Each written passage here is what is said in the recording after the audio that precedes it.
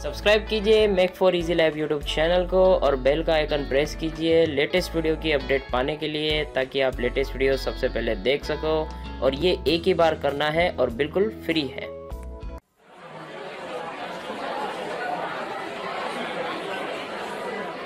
Oh hello friend, आप लोग सोच रहे होंगे कि मैं इधर उधर देख रहा हूँ और इतनी सारी आवाज़ें आ रही है, तो ये किन की आवाज़ें हैं। तो फ्रेंड, ये आप लोगों के सवालों की गूंज है और ये आप लोगों के सवाल ही है जो मुझे इस तरफ उस तरफ से मुझे कानों में सुनाई दे रहे हैं। क्योंकि आप लोग इतने सारे सवाल मुझसे पूछते हैं और जिससे रिलेटेड मैंने ऑलरेडी वीडियो जो है हमने पीछे बना रखे हैं। क्योंकि काफ़ी सारे फ्रेंडों को ये पता नहीं है कि जिसके बारे में हम सवाल पूछ रहे हैं उसका ऑलरेडी हमने एक वीडियो बना रखा है। तो मैं उन्हीं दोस्तों से ये कहना चाहूँगा कि आप लोग जब भी इस तरह से वीडियो देखें, वीडियो के आपको आपके लेफ़्ट साइड में एक आइकन मिलेगा हमारे चैनल का, उसके ऊपर जैसे ही क्लिक करेंगे तो आप रिडायरेक्ट हो जाओगे चैनल के ऊपर जाके। वहाँ पे आपको वीडियो की लिस्ट मिलेगी। वीडियो के ऊपर जैसे ही आप क्लिक करोगे तो उसके बाद में आपको वहाँ पे सारे वीडियो नज़र आएंगे। तो आपके मन में जो भी सवाल होगा उस सवाल को मैच करते हुए उस वीडियो का टाइटल पढ़िए और उसके अंदर आपने जो मुझसे सवाल पूछा है या आप मुझसे पूछना चाह रहे हो उसका जवाब उसके अंदर मिल जाएगा। भैया जी, हाँ बोलिए। R410 गैस कैसे हाँ, एक बनती मिनट है? रुकिए। तो उस वीडियो को देख करके अपने सवाल की खोज कर सकते हो। क्योंकि मैं कई बार देखता हूँ कि सेम टू सेम और वही वही सवाल मुझे हर दिन आते रहते हैं। एक ही सवाल को तकरीबन 20 से 25 जो हमारे फ्रेंड है वो मुझसे पूछते रहते हैं, लेकिन उन्हें ये नहीं पता है कि इससे रिलेटेड हमने पहले ही वीडियो बना रखे हैं। क्योंकि हमारे चैनल पे तकरीबन 103 वीडियो हो चुके हैं और उसमें आधे फ्रिज के वीडियो मिलेंगे आपको, आधे एसी से रिलेटेड वीडियो मिलेंगे जिसमें एसी के बारे में इंफॉर्मेशन दे रखी है। अरे हाँ भैया जी, बताइए ना गैस कैसे बनती अरे है? बासी खाने से गैस बनती है, इडली डोसा बनती है, रात के खाने से गैस बनती है, उल्टा सीधा खाने से गैस बनती है, बर्गर खाने से गैस बनती है। एक मिनट शांत। तो फ्रेंड मैं कहा हाँ अपने सवालों के ऊपर, तो आप लोग उन वीडियो को देखिए। आपके सवाल जो आप मुझसे करते हैं उसके अंदर उनका जवाब छुपा हुआ है। तो प्लीज़ चैनल पे जाकर के उन सारे वीडियो को देखिए या उन सारे वीडियो को खोजिए, वहाँ पे जाकर के ढूंढिए, क्योंकि उन वीडियो के अंदर ही आपके सवालों के जवाब छुपे हुए हैं। तो चलिए आज मैंने कैसे बनती है? एक मिनट तेरी भैंस। अरे नहीं भैया जी, मैं ऐसे ही पूछ रहा था। भैया जी नहीं, और पूछ लो और। गैस कैसे बनती है, ये भी कोई सवाल हुआ। क्योंकि काफ़ी सारे फ्रेंड इस तरह के भी सवाल पूछते हैं कि गैस कैसे बन सकती है, जैसे कि ये भाई साहब हमसे पूछ रहे थे। तो देखिए, गैस जो बनती है वो किसी भी चीज़ से बनो, उससे हमें कोई लेना देना नहीं है। लेकिन गैस के अंदर क्या मिला हुआ होता है, गैस के अंदर कौन से पदार्थ होते हैं, ये हमें जानना ज़रूरी होता है। गैस कैसे बनती है, गैस कैसे बनती है, इसके बारे में हमें जानने की ज़रूरत नहीं है। गैस के अंदर क्या क्या पदार्थ होते हैं, क्या हमें उससे कितना खतरा है और उससे हमें कैसे बचाव करना चाहिए, ये इन्फॉर्मेशन हमारे लिए ज़रूरी है। क्योंकि हाँ, हम लोगों में से कितने लोग शायद ड्रिंक करते होंगे, बियर पीते होंगे। उनमें से कई दोस्तों ने या हमने कभी दुकानदार से पूछा था कि भाई साहब ये बियर कैसे बनती है, ये दारू कैसे बनती है। क्योंकि कई लोग फ्रेंड जानते भी होंगे और कई फ्रेंड नहीं भी जानते होंगे। तो जो नहीं जानते हैं उनको जानने की ज़रूरत नहीं है, क्योंकि हमें तो बस मिलनी चाहिए पीने के लिए। तो हम लोग उस चीज़ को एंजॉय करते हैं अगर हमें मिल जाए पीने के लिए। तो खैर छोड़िए इस चीज़ को। तो आज हम इस वीडियो पे यही देखने वाले हैं कि गैस के अंदर क्या क्या पदार्थ मिले हुए होते हैं, और वो भी R410 के अंदर। क्योंकि R410 ये बहुत ही डेंजर गैस होती है। इसके अंदर ज्वलनशील पदार्थ होता है और ये सबसे ज़्यादा जो एसी फटते हैं वो R32 और R410 जिसमें गैस होती है वही सबसे ज़्यादा एसी ब्लास्ट होते हैं। और ऐसे एक्सीडेंट हमें कई देखने को मिले हैं और आप लोगों ने शायद यूट्यूब पे भी देखा होगा। हमारे कई यूट्यूबर फ्रेंडों ने इससे रिलेटेड वीडियो यूट्यूब पे डाल रखे हैं। तो बहुत जल्द मैं भी वीडियो बनाने वाला हूँ। काफ़ी टाइम से तो बोल रहा हूँ, अभी तक बनाया नहीं है, लेकिन मैंने उसकी एडिटिंग पूरी कर रखी है। बस उसे आपके सामने जो प्रेजेंटेशन करूँगा वो एक अच्छे तरीके से करूँगा, ताकि आपको उसके अंदर ये समझ में आए कि एक्चुअली पंगा क्या होता है एसी ब्लास्ट होने के अंदर।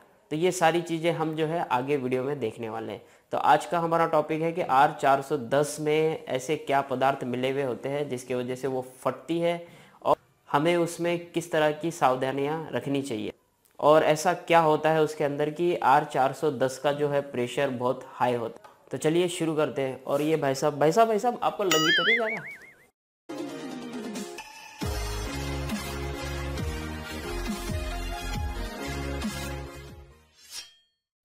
तो फ्रेंड R410 के अंदर क्या होता है और R410 किस चीज़ों से बनी हुई है। तो सबसे पहले R410 के अंदर जो HFC मिला हुआ होता है, जिसका फुल फॉर्म है हाइड्रोफ्लोरोकार्बन, जो एक ज्वलनशील होता है और इसमें आग लगने का पूरा खतरा होता है। और ये गैस जो है ब्लेंड का मतलब होता है ये कई चीज़ों से मिक्सिंग बनी हुई होती है। और इसमें कई चीज़ें तो है नहीं, इसमें R32 और R125 गैस को 50-50 करके 50-50 मिलावट के साथ में बनाया गया है, मतलब आधा आधा मिलावट किया गया है। अब आधा आधा कैसे, R32 को आधा डाला है और R125 को आधा डाल करके R410 गैस को तैयार किया है।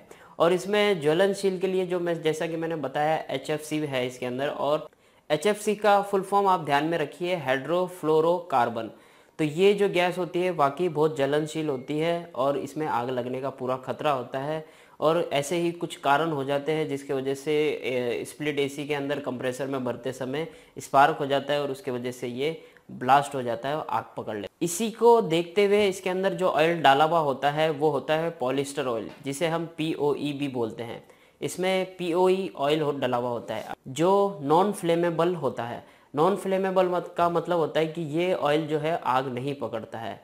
तो इसके वजह से इस गैस के अंदर थोड़ा बचाव हो जाता है, जो ब्लास्ट नहीं होता, आग नहीं पकड़ता। इस ऑयल का मिक्सचर होने की वजह से आप किसी कंप्रेसर में देखेंगे तो ऑयल डला हुआ होता है, गैस के साथ में वो रनिंग करता है और ये 61 सेल्सियस डिग्री पे काम करता है। 61 सेल्सियस डिग्री पे मतलब ये कूलिंग बराबर रखता है और उसके वजह से जो है आग लगने का खतरा जो है कम होता है। कई दोस्तों के मन में ये सवाल होगा कि पॉलिस्टर ऑयल कौन से गैस के अंदर उपलब्ध होता है। तो देखिए, जहाँ तक मैंने पढ़ा है और जहाँ तक मेरा एक्सपीरियंस है, R134, R410 और R12 के अंदर पॉलिस्टर ऑयल आपको मिलेगा। इन सभी रेफ्रिजरेंट के साथ में जो ऑयल इस्तेमाल होता है वो पॉलिस्टर ऑयल ही इस्तेमाल होता है, क्योंकि ये नॉन फ्लेमेबल ऑयल है और इसमें आग लगने का डर नहीं होता है। अब इसमें काफ़ी सारे मन में ये भी सवाल होंगे कि ऐसी गैस का कंपनी इस्तेमाल क्यों कर रही है। तो ऐसा तो मेरे भी दिमाग में नहीं आ रहा है कि कंपनी इस गैस का क्यों इस्तेमाल कर रही है, क्योंकि इससे हम लोगों को ही खतरा है काम करते समय। और देखिए, एक्सीडेंट किसी के भी साथ हो सकता है, शायद कल को मेरे साथ भी हो, किसी के भी साथ में हो सकता है। एक्सीडेंट को हम कुछ नहीं कर सकते। काफ़ी सारे फ्रेंड बोलते हैं कि ऐसे काम करने से एक्सीडेंट हो जाएगा, वैसे काम करने से एक्सीडेंट हो जाएगा। तो देखिए फ्रेंड, ऐसे एक्सीडेंट नहीं होता है। एक्सीडेंट कभी बोल के नहीं होता है। एक्सीडेंट होना है तो अपने आप भी हो जाएगा। आपने हाल ही में अगर न्यूज़ देखी होगी कि एक बिल्डिंग के अंदर कोई 2 बच्चे मकान में थे, AC चालू था, तो वो उस AC में अचानक ब्लास्ट हुआ और उस मकान में आग लग गई। तो ये वहाँ पे टेक्नीशियन नहीं थे, कोई भी वहाँ पे उपलब्ध नहीं था, खाली AC चल रहा था और वहाँ पे ब्लास्ट हो गई और आग लग गई।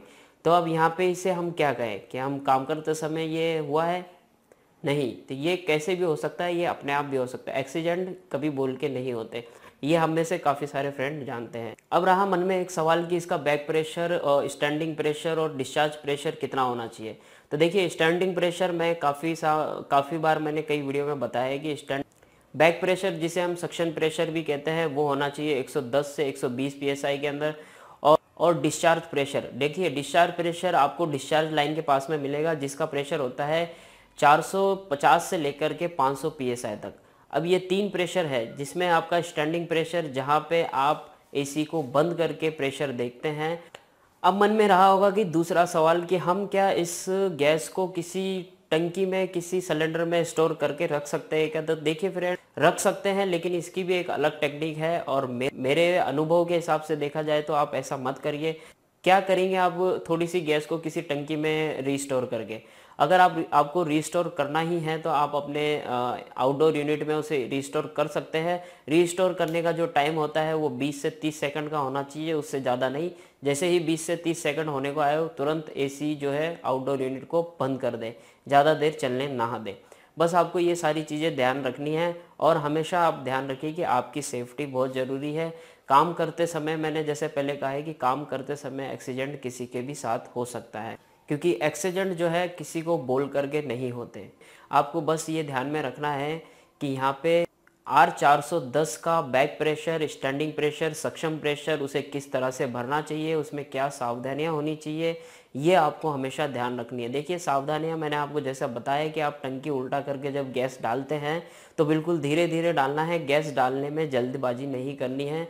अगर आप स्प्लिट एसी को बंद करके गैस डालते हैं वैक्यूम करने के बाद में तो कोई परेशानी नहीं है। आप जब भी आप स्प्लिट एसी को बंद करके गैस डालते हैं तो गैस डालने के बाद 15 से 20 मिनट आपको रुकना चाहिए। 15 से 20 मिनट रुकने के बाद में आप एसी को ऑन करेंगे तो आपका जो है प्रॉपर कूलिंग उसमें आ जाएगा, कोई खतरा नहीं है, कोई डैमेज नहीं है। क्योंकि काफ़ी सारे फ्रेंड बोलते हैं कि एसी को बंद करके गैस नहीं डालते हैं। देखिए टेक्निकली तरीके से अगर सोचें तो ये एक सही और सेफ़ तरीका है, इससे कोई खतरा नहीं हो सकता।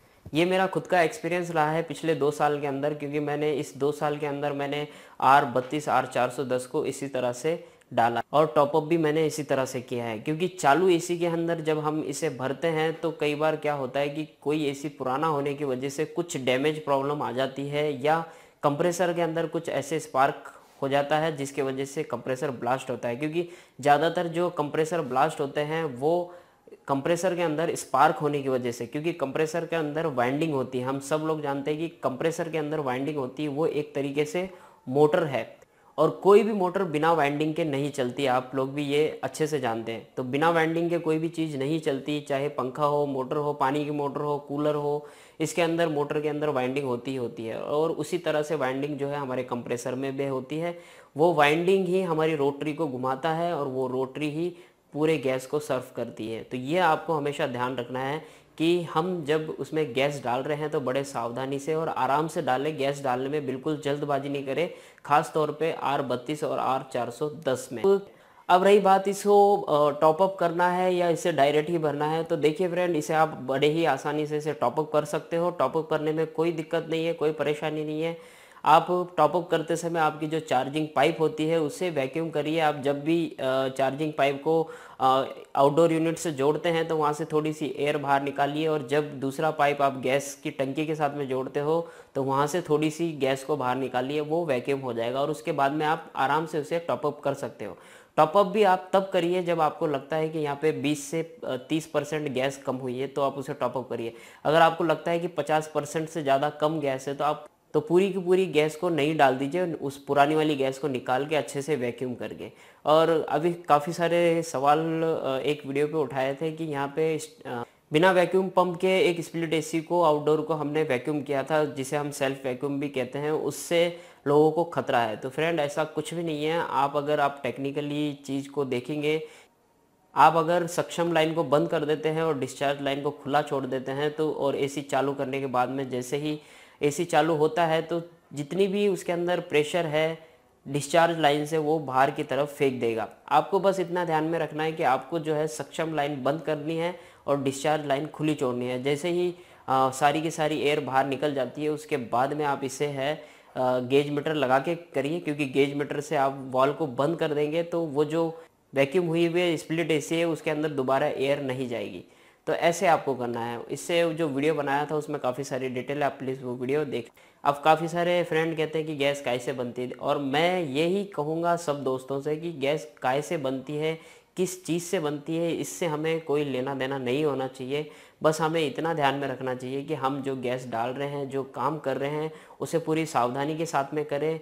उस समय हम पूरी सावधानी रखें कि हम जो गैस डाल रहे हैं वो ज्वलनशील गैस है, वो आग पकड़ने वाली गैस है, हाई प्रेशर वाली गैस है, इसलिए उसे हमें सावधानी से डालनी चाहिए।